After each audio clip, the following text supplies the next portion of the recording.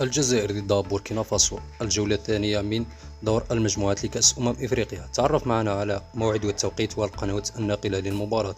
لكن قبل أن نبدأ متتبعينا ندعوكم إلى الاشتراك في القناة وتفعيل زر الجرس ليصلكم كل جديد، ولا تبخلوا علينا بالضغط على زر الإعجاب ومشاركة هذا الفيديو مع أصدقائكم لتعم الفائدة. تابعوا معنا هذا الشرح للأخير.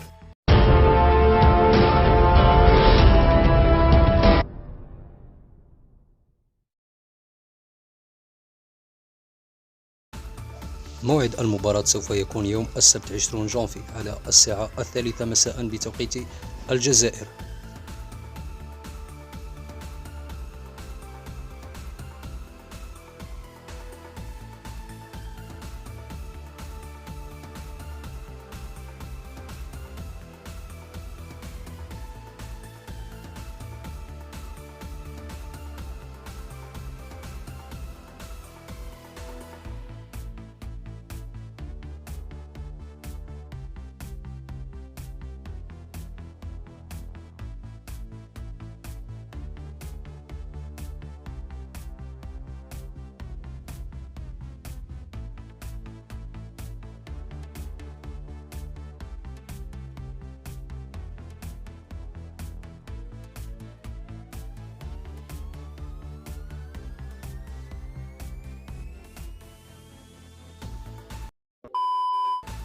وفي الأخير متتبعينا، نتمنى أننا لو أفدناكم بالقليل فلا تبخلوا علينا بالاشتراك في القناة وتفعيل الجرس ليصلكم كل جديد، ولا تنسوا أيضا الضغط على زر الإعجاب ومشاركة هذا الفيديو مع أصدقائكم لتعم الفائدة بإذن الله. دمتم في رعاية الله وحفظه.